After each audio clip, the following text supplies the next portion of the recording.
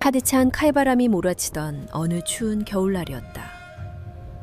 하늘조차 무심하게 빛바랜 잿빛으로 내려앉은 한낮이었고 마치 하늘마저 이 땅의 참상을 외면하고 싶은 듯 구름 한 점 없이 탁한 빛만 들이우고 있었다. 마을 사람들은 역병 소리만 들어도 사색이 되어 문을 걸어 잠갔다. 길가에 쓰러진 사람이 있어도 행여 역병이 올물세라 돌아보는 이가 없었다. 이웃 간에 담장을 높이 쌓고 기침소리라도 들리면 대문에 빗장을 걸어대던 살벌한 시절이었다. 마을에서도 멀리 떨어진 으슥한 산골짜기에는 이름조차 불길한 역병촌이 있었다. 한번 발을 들이면 산 사람도 송장이 되어 나온다는 지옥 같은 곳이었다. 역병에 걸린 사람들을 모아 그곳에 감금하듯 가두고 밖으로 나가지 못하게 했으니 그곳에 들어가는 날이 곧 제삿날이었다. 가족들은 역병에 걸린 식구를 등에 업고 그 골짜기 입구까지 데려다 놓고는 차마 돌아보지도 못한 채 통곡만 하다 돌아서야 했다.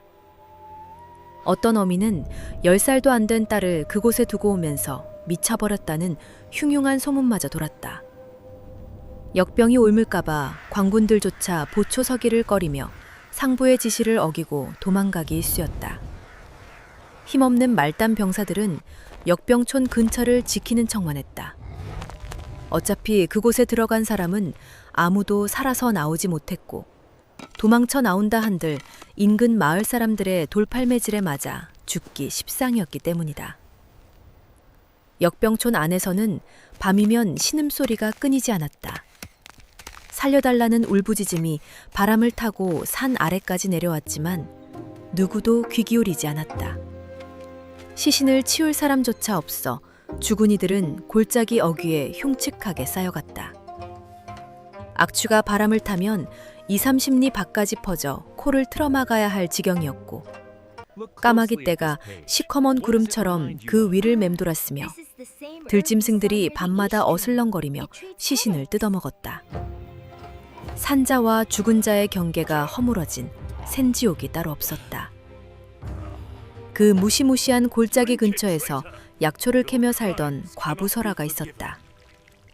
35 젊은 나이에 약초꾼이었던 남편과 10살 난 어린 자식을 역병으로 잃고 홀로 남은 기구한 여인이었다.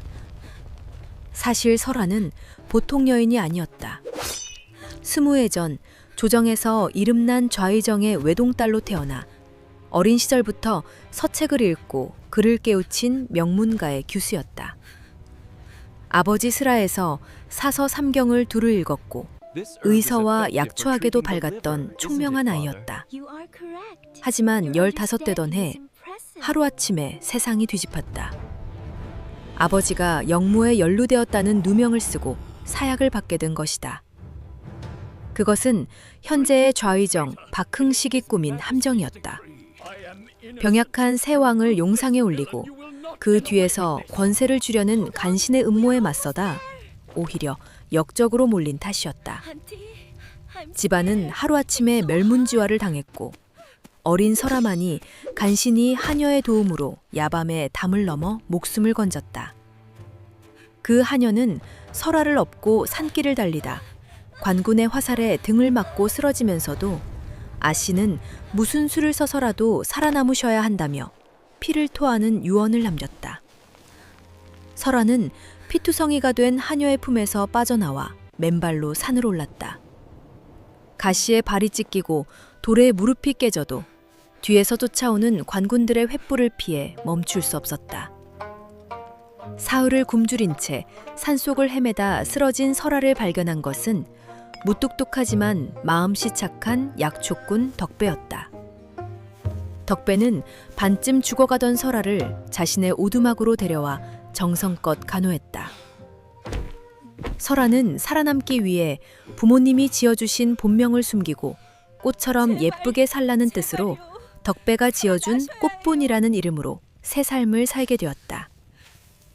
세월이 흘러 두 사람은 부부가 되었고 옥동자 같은 아들 도리도 얻었다. 가난하지만 웃음이 끊이지 않는 살림이었으나 행복은 오래가지 않았다. 역병이 마을을 덮치면서 남편 덕배가 먼저 쓰러졌다.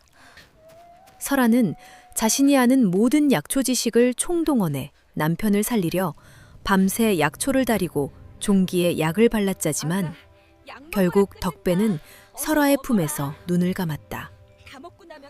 남편을 보내고 닷새가 지났을 무렵 이번에는 5살 난 아들마저 열이 펄펄 끓기 시작했다. 설아는 미친 듯이 약초를 캐러 다녔고 필사적으로 약을 다려 먹였으나 어린아이의 몸은 약초의 효과가 나타나기도 전에 차갑게 식어갔다.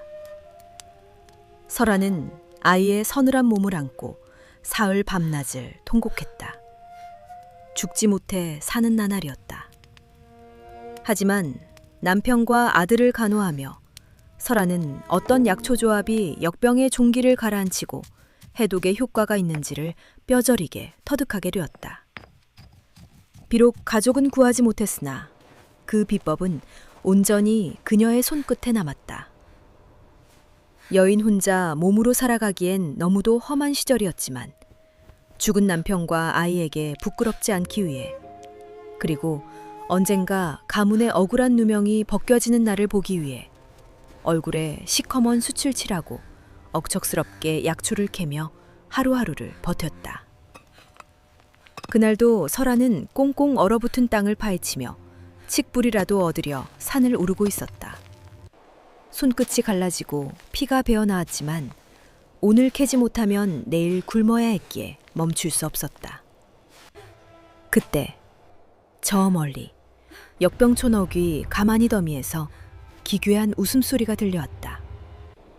짐승의 울음소리도 사람의 멀쩡한 목소리도 아닌 소리에 가슴이 철렁 내려앉았지만 왠지 모를 이끌림에 발걸음이 그곳을 향했다. 악취가 코를 찌르고 파리떼가 들끓는 시신더미 사이에서 작은 손 하나가 불쑥 튀어나와 있었다. 비명을 지르려다 입을 틀어막고 다가간 곳에는 8살 남짓되어 보이는 소년이었다. 8살 남짓되어 보이는 사내 아이가 있었다. 아이의 온몸은 고름과 진물로 뒤덮여 차마 눈을 뜨고 볼 수 없었고 푹 꺼진 볼과 앙상한 갈비뼈는 죽음을 기다리는 가여운 목숨 그 자체였다. 아이는 초점 없는 눈으로 하늘을 보며 그저 실성한 웃음만 내뱉고 있었다. 당장이라도 도망치고 싶었지만 아이가 거칠게 갈라진 입술로 배가 고프다며 중얼거리는 소리가 설아의 가슴을 깊숙이 후벼 팠다. 가슴속 깊어두었던 모성애가 들불처럼 일어났다. 죽은 아들 도리가 저렇게 앓다가 배가 고프다며 떠나간 기억이 겹쳐지면서 설아는 뜨거운 눈물을 흘렸다. 그녀는 결심한 듯 가만히를 걷어치우고 악취와 고름이 범벅된 아이를 등에 업었다. 역병이 옮아질지도 모른다는 공포보다 이 생명을 살려야겠다는 어미의 본능이 더 컸다. 숨이 턱 밑까지 차오르도록 달리고 또 달려 사람들의 눈을 피해 뒤스잔 오솔길을 돌아 겨우 자신의 오두막에 도착했다. 방 안으로 들어선 설아는 서둘러 아궁이에 불을 지피고 물을 데웠다. 아이의 옷을 벗기자 진물에 엉겨 붙은 누더기 사이로 최상급 고운 명주 비단 조각이 섞여 있는 것을 발견했다. 명문가 규수 출신인 설아는 그것이 궁중에서나 쓰는 상등품 비단임을 단번에 알아보고 의아해했지만 지금은 살리는 것이 먼저였다. 떨리는 손으로 아이의 몸을 닦고내자 오물에 덮여있던 귀공자 같은 이목구비가 드러났다. 설아는 칡뿌리를 다리고 금은알을 빻아 고약을 만들었으며 민들레 뿌리와 어성초를 섞어 달인 해독수를 아이의 입술에 흘려넣었다. 여러 날 방을 세우며 상처에 약초를 찧어 붙이고 정성껏 탕을 먹였다. 닷새째 되던 날밤 아이의 열이 치솟고 경기를 일으키며 사경을 헤매자 설아는 아이를 꼭 안고 찬물 적신 천으로 이마를 닦아주며 하늘에 빌고 또 빌었다. 그 간절한 기도가 닿았는지 아이의 입에서 뭉클한 검은 피가 쏟아져 나오며 독이 빠져나갔고 새벽 동틀 무렵 기적처럼 숨소리가 고르게 잦아들며 핏기가 돌기 시작했다. 설아는 이 아이가 나라의 운명을 바꿀 귀한 왕실의 핏줄이라는 것도, 이 일이 목숨을 건 험난한 여정의 시작이 될 줄도 꿈에도 모른 채 새근거리는 아이의 손을 꼭 쥐고 있었다. 같은 시각 한양 궁궐에서는 새 중전이 피처럼 붉은 입술을 비틀며 자객들에게 서슬퍼런 명을 내리고 있었다. 세자의 시체를 확실히 찾지 못했으니 산 놈이든 죽은 놈이든 반드시 찾아내 목을 베어오라는 끔찍한 명령이었다. 어느덧 살을 애던 추위가 물러가고 산자락에 아지랑이가 피어오르는 초봄이 찾아왔다. 기적처럼 눈을 뜬 아이는 설아의 지극정성 덕분에 온몸의 종기가 흉터만 남긴 채 아물었고 마당까지 걸어 나올 수 있게 되었다. 하지만 기운을 차린 아이는 예전보다 더 이상한 행동을 하기 시작했다. 입가에는 늘 침을 흘리고 눈은 초점이 풀린 채 실실 웃기만 하며 배가 고프다는 말만 앵무새처럼 되풀이했다. 밥을 주면 손으로 집어 얼굴에 묻히며 먹었고 옷은 제대로 입지 못해 늘 어깨 한쪽이 벗겨져 있었으며 흙바닥을 뒹굴며 짐승처럼 웃어댔다. 설아는 아이가 역병의 후유증으로 정신을 놓은 줄만 알고 가슴이 찢어지는 듯했지만 살아있다는 것만으로도 감사하며 하늘이 죽은 아들 대신 보내준 선물이라 여겼다. 설아는 아이에게 천한 이름을 지어주면 귀신도 데려가지 못한다는 옛말을 떠올려 개똥이라는 이름을 지어주며 다시는 아프지 말라고 눈물을 훔쳤다. 개똥이라는 이름을 듣고 기뻐하며 손뼉을 치는 아이의 눈빛이 찰나의 순간 서늘하고 날카롭게 번뜩였지만 그 눈빛은 바람처럼 스쳐 지나가 아무도 눈치채지 못했다. 왕실의 세자 윤이라는 고귀한 이름 대신 개똥이라는 완벽한 위장으로 자신의 목숨을 숨긴 것이다. 마을 사람들은 역병촌 근처에 사는 과부가 바보 아이를 데려다 키운다며 역병이 옮을까봐 설아 모자를 철저히 배척하고 멸시했다. 동네 아이들은 장터에 따라 나온 개똥이에게 돌을 던지고 흙을 뿌리며 뺨을 때리기까지 했지만 개똥이는 화를 내기는커녕 바보처럼 덩실덩실 춤을 추며 웃었다. 설아는 부어오른 아이의 뺨을 찬물 적신 천으로 닦아주며 차라리 자신이 맞고 말지 어린 것이 무슨 죄냐며 삼킨 울음을 내뱉었지만 아이는 아프지 않다며 계속 실실 웃기만 했다. 하지만 설아가 잠든 깊은 밤이 되면 아이의 눈빛은 백주대낮과는 딴판으로 변했다. 풀려있던 눈동자에는 서슬퍼런 살기가 서리고 기품이 흘러넘쳤으며 창밖을 바라보는 8살 아이의 표정은 노련하고 냉철했다. 낮에 자신을 괴롭힌 자들을 모두 기억하면서도 어린 세자에게 그것은 아무것도 아니었다. 진짜 원수는 한양 궁궐에 있었고 이 어둠이 끝나면 반드시 모든 것을 되찾겠다는 다짐이 아이의 가슴속에서 용암처럼 끓어오르고 있었다. 개똥이는 바보 연기를 하며 마을 사람들의 경계를 무너뜨리고 흙바닥을 기어다니면서도 마을의 은자가 어디로 흐르는지, 누가 누구와 결탁해 백성들을 수탈하는지 모든 권력의 생리를 머릿속에 치밀하게 그려놓고 있었다. 그러던 어느 날 마을의 악덕 고리대 금업자인 마서방이 뚱뚱한 배를 내밀며 설화의 살인문을 발로 차고 들어왔다. 그는 죽은 남편 덕배가 생전에 은자 5냥을 빌려갔는데 이자가 붙어 20냥이 되었다며 당장 갚지 않으면 설화를 노비나 기생으로 팔아넘기겠다고 윽박질렀다. 설화는 내밀어진 차용증의 글씨를 한눈에 읽고 그것이 남편의 필체가 아님은 물론이고 제 이름조차 쓸 줄 모르던 남편의 상황을 악용한 명백한 위조임을 단번에 알아챘다. 하지만 양반가 규수 출신으로 글을 안다는 사실이 탄로나면 관군이 들이닥쳐 아이까지 위험해질 것을 알기에 그저 마당에 주저앉아 억울함을 호소하며 무지렁이 과부연세를 하며 통곡할 수밖에 없었다.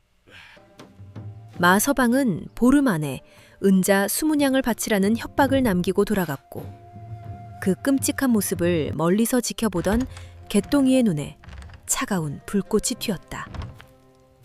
그날 밤 설아가 잠든 것을 확인한 개똥이는 소리 없이 문을 열고 달빛을 따라 마을로 내려가 마서방의 번듯한 기와집 뒤편 창고로 숨어들었다. 낮에 흙장난을 하는 척하며 마서방이 술에 취해 장부의 위치를 떠벌리는 것을 이미 완벽하게 기억해둔 아이는 고양이보다 민첩하게 창고 문 밑으로 나뭇가지를 넣어 빗장을 들어올렸다. 빗장을 들어올렸다. 공인들이 몰래 드나대던 아이는 그 안에 사또와 결탁해 백성들의 고열을 짠 내역이 낱낱이 적혀 있는 것을 확인하고 소리 없이 마을 우물가로 달려가 장부를 널브러뜨려 놓고 그림자처럼 산으로 사라졌다. 다음 날 아침 마을 우물가에 뿌려진 비밀 장부를 발견한 백성들은 분노에 휩싸여 마서방의 집으로 몰려가 돌을 던졌고 사또는 자신의 비리가 탄로날까 두려워 꼬리 자르기를 하며 마서방을 관하로 끌고 가 곤장 30대를 치며 맹렬하게 벌했다. 마서방은 곤장을 맞으면서도 사또와의 비리를 입 밖에 냈다가는 목이 달아날 것을 알기에 억울한 비명만 질렀다. 누가 그런 짓을 했는지 마을 사람 그 누구도 알지 못했지만 오직 개똥이만이 설아가 준 주먹밥을 우물거리며 바보처럼 해맑은 웃음 뒤로 미세하게 입꼬리를 올리고 있었다. 어리숙한 바보 아이의 손끝에서 마을의 썩어빠진 권력 지도가 조금씩 뒤집히고 있었던 것이다. 그런데 이 모든 기막힌 과정을 담장 너머에서 예리하게 지켜보던 한 노인이 있었다. 바로 이 마을의 실세이자 속 깊은 재력가인 최부자였다. 그는 마서방의 장부 사건이 터지기 전날 밤 우연히 달맞이를 하다가 마을을 향해 살금살금 내려가는 작은 그림자를 보았다. 낮에 비틀거리며 침을 흘리던 그 바보 개똥이가 마치 고양이처럼 소리 없이 그리고 놀라울 만큼 민첩하게 어둠 속을 가르고 있었던 것이다. 최 부자는 제 눈을 의심했지만 다음 날 장부가 우물가에서 발견되자 모든 것을 직감했다. 며칠 후 최 부자는 개똥이가 흙바닥에 나뭇가지로 끄적이는 것을 또다시 목격했다. 그것은 글자를 모르는 바보가 흉내낼 수 있는 낙서가 결코 아니었다. 민초의 눈물은 하늘의 비가 된다는 심오한 뜻의 문장이었고 획 하나하나에 서당에서 수년간 수련한 선비만이 쓸 수 있는 깊은 기품이 서려 있었다. 평생을 세상사에 능통하게 살아온 최 부자의 안목이 소리치고 있었다. 저 아이는 필시 웅크리고 있는 용이 분명했다. 같은 시각 한양 궁궐에서는 새해 중전에 서슬퍼런 명령이 다시 떨어졌다. 죽은 세자의 시신을 찾지 못했으니 역병촌 근처 마을을 샅샅이 뒤져 산 놈이든 죽은 놈이든 그 흔적을 반드시 찾아내라는 것이었다. 좌의정 박흥식은 딸인 중전을 진정시키며 역병촌 일대를 초토화시키겠다며 음흉한 미소를 지었다. 자객들이 다시 칼날을 갈며 남쪽으로 내려오기 시작했고 평화롭던 오두막 위로 짙어 먹구름이 몰려들고 있었다. 따스한 봄볕이 설화의 오두막 마당에 가득 쏟아지던 오후 최 부자는 뒷산 바위 뒤에 몸을 숨기고 흙장난을 하는 개똥이를 지켜보았다. 젊은 시절 한양에서 벼슬길에 올랐으나 당파 싸움에 환멸을 느끼고 낙향한 최 부자는 20년 전 억울하게 멸문지화를 당한 좌의정 윤성진 가문의 비극을 가슴에 묻고 살아온 올곧은 충신이었다. 개똥이는 흑투성의 손으로 얼굴을 문지르며 킬킬거리고 개미를 잡아 입에 넣는 신용을 하며 완벽한 바보인 새를 이어갔다. 최 부자가 다리도 저리고 허리도 아파 자신이 착각한 것은 아닌지 의심하기 시작했을 무렵 설화가 밭으로 나가자 아이의 행동이 순식간에 돌변했다. 흙을 파먹던 손이 멈추고 굽어있던 어깨가 곧게 펴졌으며 눈동자에는 서늘한 빛이 감돌았다. 아이는 나뭇가지를 집어들더니 모래판에 거침없이 선을 긋고 진법을 그리기 시작했다. 최 부자의 눈이 휘둥그레졌다. 그것은 제갈공명이 고안하고 조선 왕실에서 왕세자 교육에만 활용한다는 팔진도의 형상이었다. 8살 아이가 모래 위에 그린 것이 최고급 병서의 진법이라니. 최 부자는 경련이 일어날 듯 놀랐다. 개똥이는 골똘히 생각에 잠기더니 이내 발로 모래판의 그림을 흔적도 없이 싹쏙 지워버렸다. 그리고 인기척을 느꼈는지 다시 나뭇가지를 집어던지고 나비를 쫓으며 천진난만하게 웃어댔다. 그 순간 바위 뒤에 최 부자와 아이의 시선이 찰나의 순간 마주쳤다. 아이의 검은 눈동자 속에는 노련한 장수의 기백과 왕족의 위엄이 함께 서려 있었다. 오직 용상 옆에서 자란 사람만이 가질 수 있는 천생의 기품이었다. 최 부자는 그 자리에 얼어붙어 주저앉고 말았다. 역병에 걸려 죽었다던 세자 시신을 확인한 자가 아무도 없다는 소문과 중전의 수상한 수색명령, 그리고 과부가 역병촌에서 데려온 8살 아이까지 모든 퍼즐이 맞춰졌다. 최 부자는 하늘을 우러러보며 굵은 눈물을 흘렸다. 그는 당장 머슴들을 시켜 쌀가마니와 말린 고기, 미역, 그리고 따뜻한 소미불을 설화의 오두막 마당에 몰래 가져다 놓게 했다. 저녁에 돌아와 산더미처럼 쌓인 식량을 발견한 설화는 하늘이 주신 선물이라며 눈물을 흘렸고 모락모락 김이 나는 하얀 쌀밥을 지어 아이의 밥그릇에 수북이 담아주었다. 개똥이는 밥을 보며 바보처럼 손뼉을 쳤지만 속으로는 그것이 최 부자의 도움임을 이미 간파하고 있었다. 낮에 자신을 지켜보던 그 늙은이의 눈빛에서 적의가 아닌 경외와 안타까움을 읽어냈기 때문이다. 하지만 궁에서 배운 가장 뼈에 사무친 교훈을 떠올리며 아이는 아직 의심을 거두지 않고 조용히 육포를 씹었다. 한편 마을 사또 변학수는 마서방의 비밀장부 사건으로 잔뜩 독이 올라 자신의 비리가 더 탄로 날까 두려워 역병촌 근처의 낯선 자들을 모조리 잡아들여 고신하라는 명을 내렸다. 몽둥이를 든 포졸들이 설화의 오두막까지 기웃거리며 위협을 가하자 설화는 아이를 품에 안고 사시나무 떨듯 몸을 떨었다. 그때 최 부자가 나타나 이곳은 자신의 땅이니 당장 물러가라며 호통을 쳤다. 고을에서 가장 큰 재력가이자 한양에 줄이 닿는 최 부자의 호령에 사또의 군사들은 쩔쩔매며 물러갔다. 하지만 위기는 끝이 아니었다. 한양에서 내려온 검은 옷의 사객들이 달빛 아래 칼날을 번뜩이며 8살 사내 아이가 있는 집을 이잡듯 뒤지기 시작했다. 새 중전의 밀명을 받은 인간 사냥꾼들이 마침내 설화의 집 앞까지 당도한 것이다. 바람 한 점 없이 고요한 칠흑 같은 밤. 마을 어귀에서부터 말발굽 소리가 정적을 잔인하게 갈라놓았다. 설라의 심장이 멎을 듯 뛰었다. 15살의 관군들에게 쫓기던 그 밤의 폭풍전야와 똑같은 공포가 엄습했다. 이번에는 자신이 방패가 되어 이 아이를 지켜야만 했다. 설화는 다급하게 아구미로 달려가 시커먼 숯을 두 손 가득 움켜쥐고 개똥이의 뽀얀 얼굴에 사정없이 문지르기 시작했다.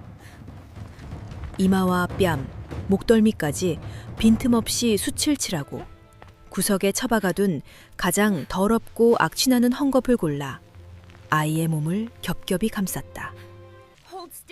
아궁이젤을 머리카락에 비벼 넣어 산발을 만들고 자신 역시 얼굴에 수칠칠해 추악한 거지 몰골로 변장했다.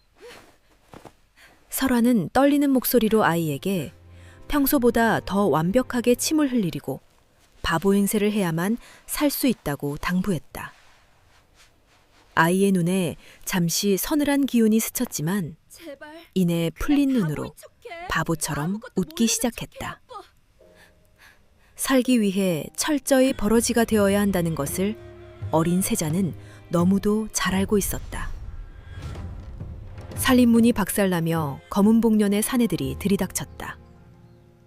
우두머리 자객이 설화의 멱살을 잡아 거칠게 흙벽으로 밀쳐버렸다. 설화는 겁에 질린 척 바닥을 기며 집에는 정신 나간 바보 아들 뿐이라며 애처롭게 빌었다. 자객들은 가마솥을 엎고 이불을 걷어차며 방안을 난장판으로 만들고 비단 조각이 없는지 집요하게 뒤졌다. 마당 구석에서 개똥이가 흙바닥을 핥으며 배가 고프다며 짐승 같은 소리로 뒹굴었다. 콧물과 침을 질질 흘리며 사시처럼 풀린 눈으로 실룩거리는 아이의 모습은 영락없는 상거지였다. 자객 중 하나가 다가와 서늘한 칼끝으로 아이의 턱을 쓱 들어올렸다. 칼날이 살갗에 닿아 조금만 더 힘을 주면 피가 솟구칠 절체절명의 순간 아이는 겁에 질린 듯 온몸을 부들부들 떨며 바지에 오줌을 질질 쌌다. 지린내가 마당에 진동하자 자객은 인상을 찌푸리며 발로 아이를 걷어찼다. 아이는 흙바닥을 나뒹굴면서도 재밌다며 더 크게 깨깨거렸다. 우두머리 자객은 고귀한 용종이 이런 똥통 속에서 짐승만도 못한 짓을 할 리가 없다며 악취나는 오두막에 침을 뱉고 돌아섰다. 자객들이 마당을 빠져나가 말발굽 소리가 완전히 사라질 때까지 설화는 숨도 쉬지 못하고 얼어붙어 있었다. 마침내 온몸에 힘이 풀려 주저앉은 설화는 숫 검정의 얼룩총 아이를 끌어안고 소리 없는 통곡을 토해냈다. 어미가 못나서 너를 이렇게 짐승 취급받게 만든다며 가슴이 찢어지는 죄책감에 울부짖었다. 그때 품에 안긴 개똥이의 작은 손이 설화의 등을 조용히 토닥였다. 겉으로는 바보 행세를 했지만 어둠 속 아이의 눈동자는 분노로 이글거리고 있었다. 자신을 키워준 친어머니가 독살당하며 시커먼 피를 토하던 날의 기억, 그리고 역병에 걸려 시체 더미에 버려졌던 처참한 밤들이 떠올랐다.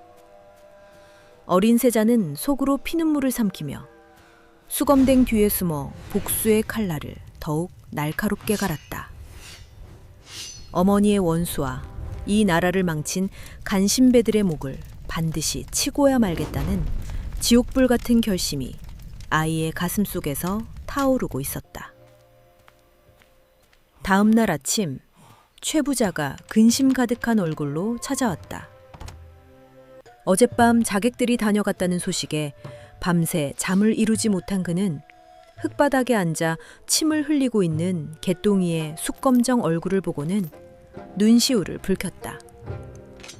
국본이 돼 고귀한 핏줄이 제 목숨을 지키기 위해 바보 연기를 하고 오줌을 싸며 짐승처럼 굴어야 하는 현실이 너무도 가슴 아팠던 것이다. 최 부자는 설화에게 은밀히 은자 열량이 든 돈주머니와 은실로 세밀한 무늬가 새겨진 호신용 단검을 건네주며 경고했다. 한양에서 온 자객들이 사또에게 밀명을 전했으니 사또 변학수가 직접 관군을 이끌고 역병촌을 소탕한다는 핑계로 이쪽을 뒤질 것이라는 끔찍한 소식이었다. 최 부자는 자신이 살아있는 한 아이에게 해코지는 못할 것이라 단언하고 돌아갔지만 설아는 서늘한 단검을 품에 안으며 이 아이의 어미가 되기로 한 이상 목숨이 다하는 날까지 지키겠다고 굳게 다짐했다.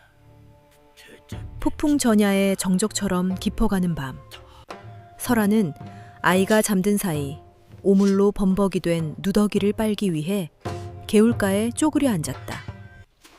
방망이질을 하던 중 옷셋 안쪽 깊숙한 곳에서 딱똑한 이물감을 느꼈다. 조심스레 옷감을 뜯어보니 그 안에는 때 묻은 비단 주머니가 숨겨져 있었고 그 속에서 달빛 아래 눈이 부시도록 하얀 옥패 조각이 모습을 드러냈다. 비록 깨진 조각이었지만 그 위에 새겨진 5발톱의 용 문양은 기품이 넘쳐 흘렀다. 명문가 규수 출신인 설아는 서책에서 보았던 그 문양이 오직 왕실만이 쓸밀 수 있는 상징임을 단번에 알아보고 심장이 멎는 듯했다. 빨래도 팽개치고 오두막으로 달려온 설아 앞에는 어두운 표정의 최 부자가 서 있었다. 설아가 떨리는 손으로 옥패를 보여주자 최 부자는 눈이 커지며 온몸을 사시나무처럼 떨더니 이내 그 자리에 털썩 무릎을 꿇고 방안을 향해 이마가 땅에 닿도록 큰 절을 올렸다. 왕실에 대통을 잇는 자만이 가질 수 있는 신물이라며 소신이 국본을 몰라뵙고 큰 죄를 지었다는 최 부자의 장엄하고도 처연한 외침이 마당에 울려 퍼졌다. 자신이 시체 더미에서 주워온 아이가 세자였다는 충격적인 진실에 설아는 넋이 나간 채 굳어버렸다. 그때 방 안에서 잠든 줄 알았던 개똥이가 천천히 걸어 나왔다. 문지방을 넘는 아이의 발걸음은 비틀거리던 바보의 것이 아니었다. 등은 굳고 어깨는 팔러섰으며 하늘을 향한 고개에서는 서늘한 위엄이 뿜어져 나왔다. 숯검정이 지워진 얼굴에 번뜩이는 두 눈은 밤하늘의 별처럼 빛났고 비천한 곳에서 총신을 만나니 마음이 무인다는 8살 아이의 엄숙한 목소리는 수백 년 왕실의 죽에서 나난된 목소리 충백년 도마든저라는 수백 년 암짓단이었다. 제 부자는 열럽습니다물 목서고를 다시며 복본을 분덕반하여 지감 추함여가 서 충친튼 오미의 시조여 중반 향한 너미돈 다문데 비찬한짐이다. 그만인 공적짐은 맘그 묻은다는 한바며 미리 더 헌을 씻습니다.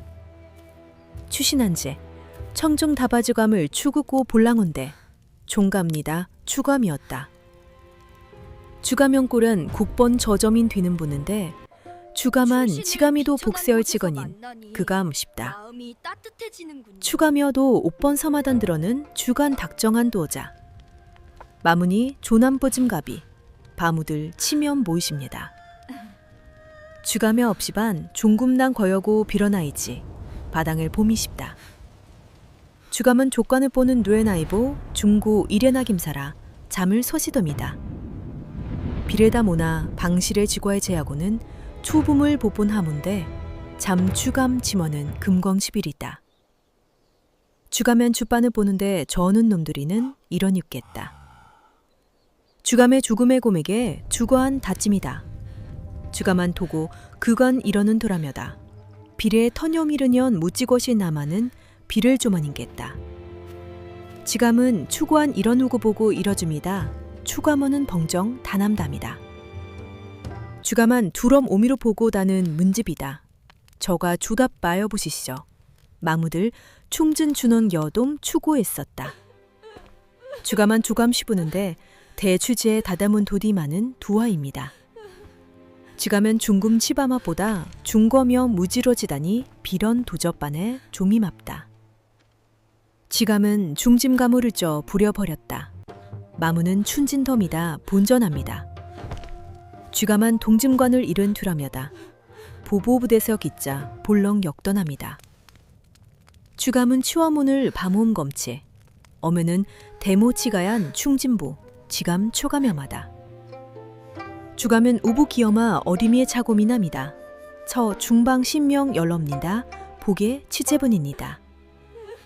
방이는 주곳이 씁니다. 불황은 투봉다는 볼러가더 조른 있저고. 주감염이다. 역서 만청명이다.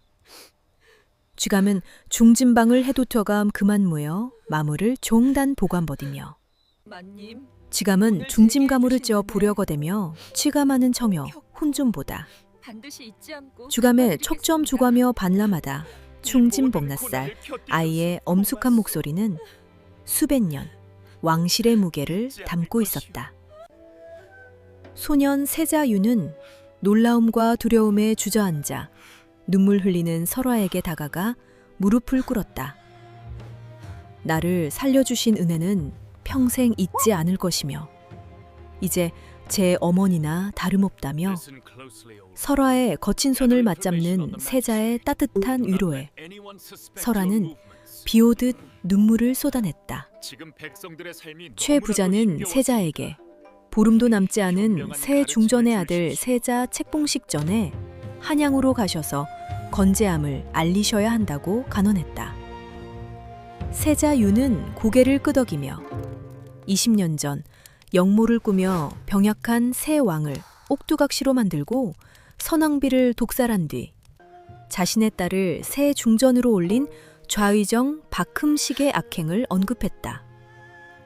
박흥식이라는 이름이 나오는 순간 설화의 온몸이 얼어붙었다. 20해 전 자신의 아버지를 영모로 몰아죽이고 가문을 멸문시킨 철천지 원수가 바로 그자였던 것이다. 설화는 끓어오르는 복수심을 깊이 묻고 오직 이 아이를 살리는데 집중하기로 했다.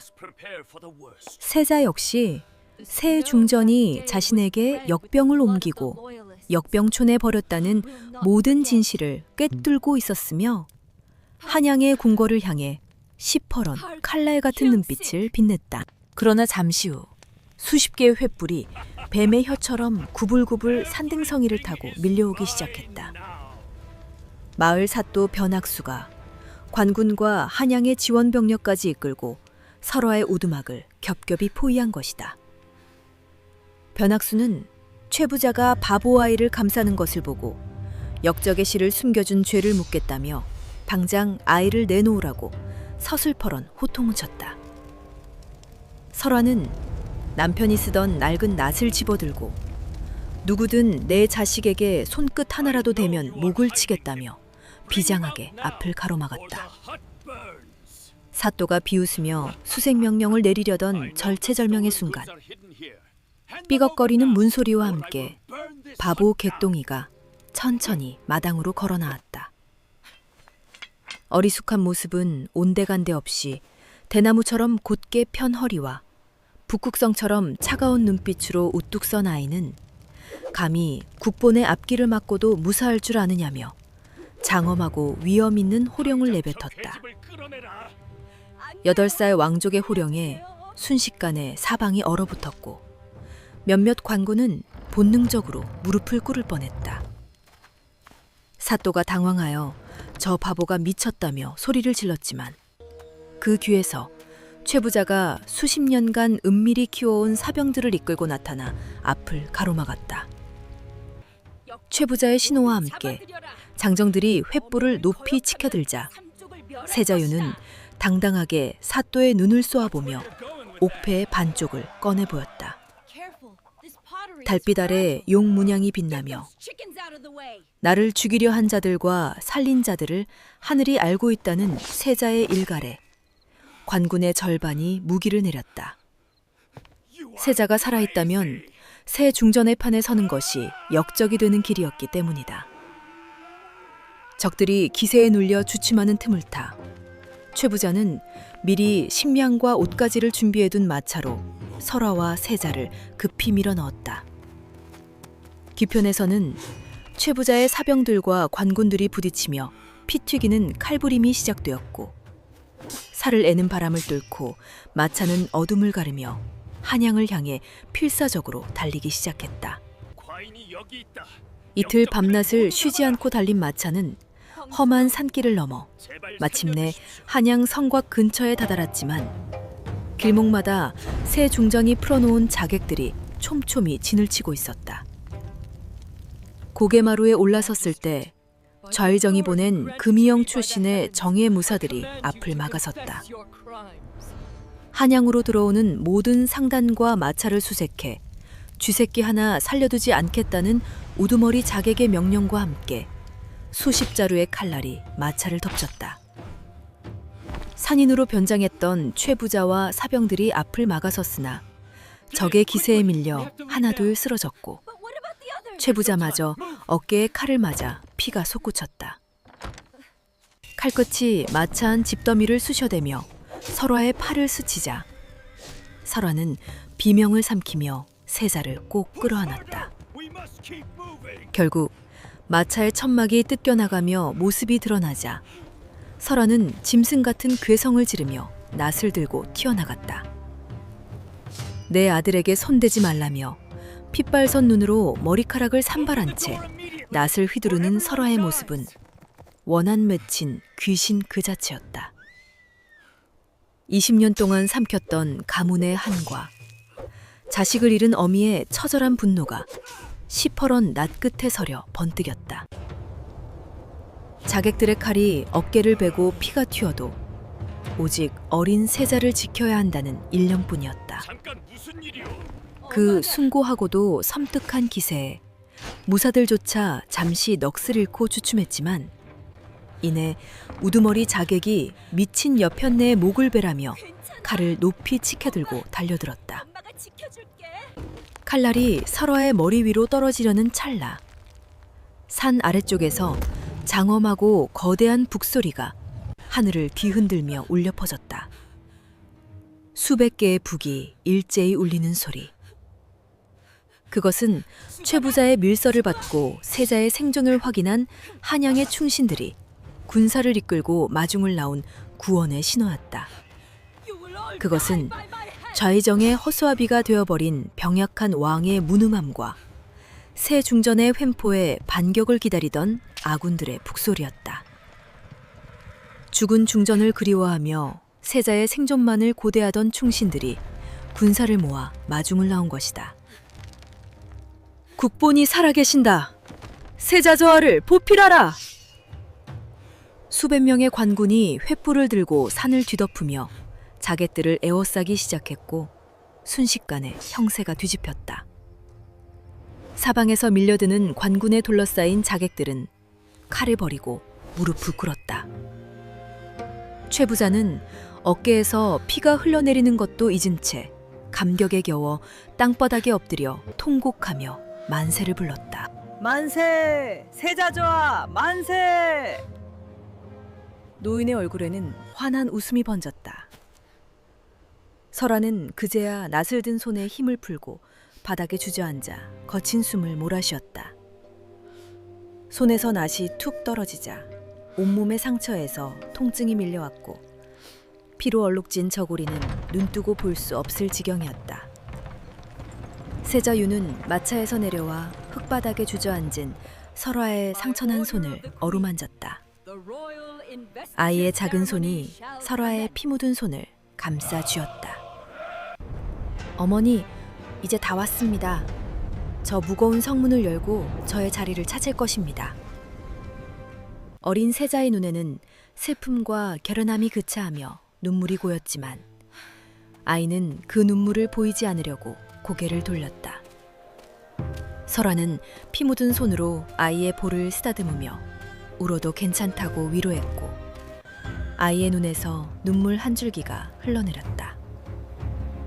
한양 도성의 육중한 성문이 끼익 하는 묵직한 소리와 함께 양쪽으로 벌어지며 어린 용의 귀환을 알렸다.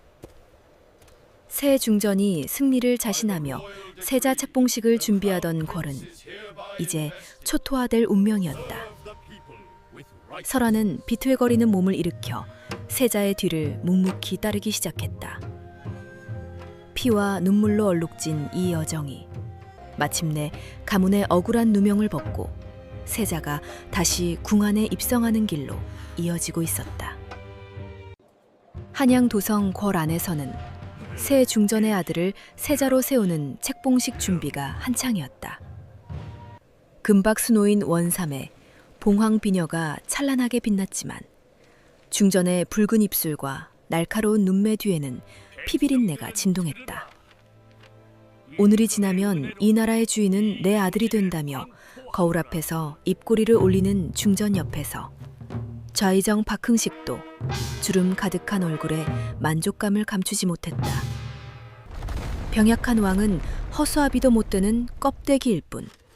내 아들이 세자에 오르면 그 다음은 왕의 참탈이라는 중전의 눈빛은 탐욕으로 번득였다. 20년 전 영모로 왕을 바꿔치기 한 것도 모자라 이제 대놓고 왕절을 삼키려는 것이었다. 좌의정은 금관조복을 차려입고 의기양양하게 어전의 맨 앞에 섰다. 20년 동안 반대하는 자들은 병사나 영모, 의문사로 하나둘 제거되었고 남아있는 신하들은 숨죽이며 죽은 중전이 낳은 세자가 살아있다는 한 줄기 희망만을 붙잡고 있을 뿐이었다. 만조백관이 늘어선 가운데 새 중전은 승리감에 도취하여 차가운 미소를 짓고 있었고 좌의정이 유려한 목소리로 선언문을 읽기 시작했다. 책봉식이 시작되려는 바로 그때 정적을 깨고 궐문이 박살나듯 열리며 장엄한 나팔 소리가 울려 퍼졌다. 뿌! 그 소리에 만조백관이 일제히 고개를 돌렸다. 하늘이 무너지는 듯한 함성이 터져 나왔고 말발굽 소리와 군사들의 발소리가 궐 담장을 기운들었다. 국본이 환공하신다. 세자 저하께서 살아 돌아오셨다. 궐문 앞에 도열해 있던 호위 군사들이 당황하는 사이 먼지바람이 대전까지 몰아치며 수백 명의 군사가 쏟아져 들어왔다. 앞줄에 갑옷 입은 무사들과 횃불을 든 포솔들이 에워싼 가운데 천둥 같은 외침과 함께 어린 윤이 당당한 걸음으로 어전 앞에 모습을 드러냈다. 어제까지 숫검정을 칠하고 침을 흘리던 바보 소녀는 온데간데 없고 하얀 도포에 옥관자를 한 깔끔하고 위엄 있는 세자의 모습이었다.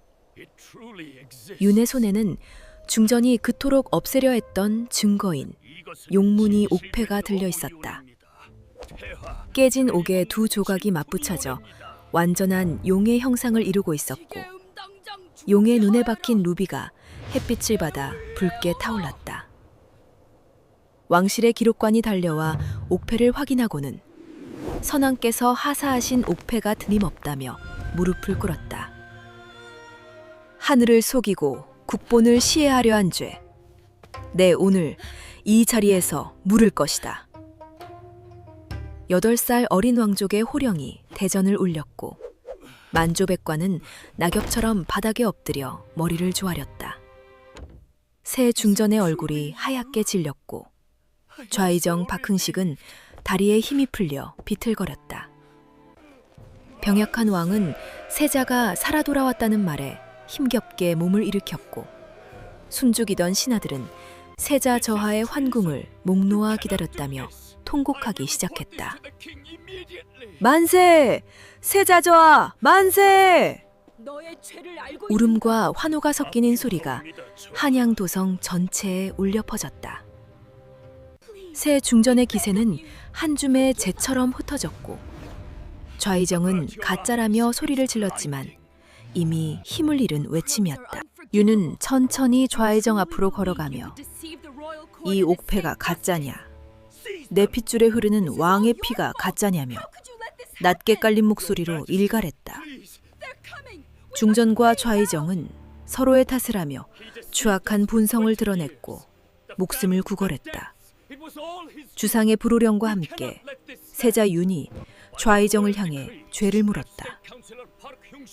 선왕을 해하고 충신을 죽인 죄, 어머니 중전마마를 독살한 죄, 자신에게 역병을 옮겨버린 죄, 백성을 수탈한 죄 등 20년 동안의 악행이 낱낱이 폭로되자 어전에서는 분노의 탄식이 터져나왔다.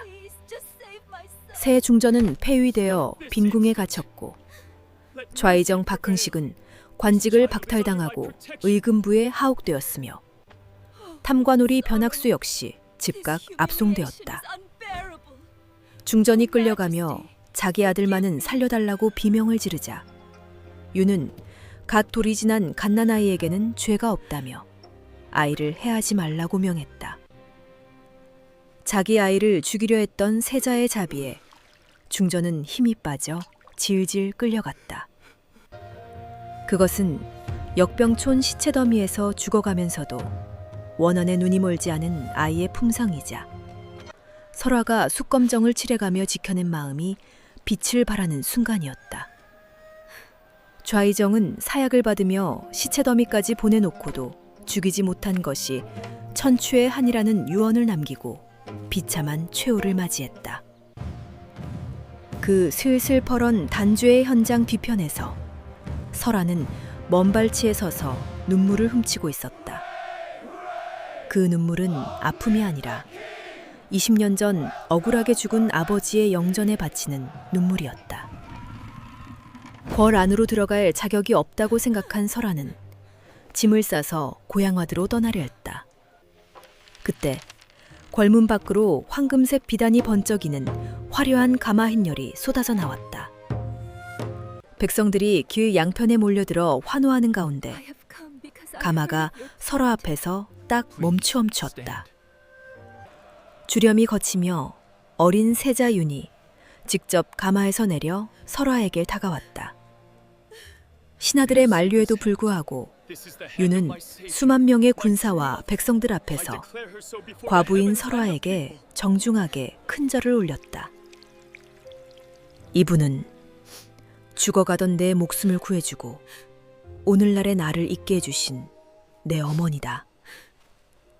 그 한마디에 만백성의 함성이 터져나왔고 설화는 20해 동안 참았던 모든 슬픔과 한을 눈물로 쏟아냈다.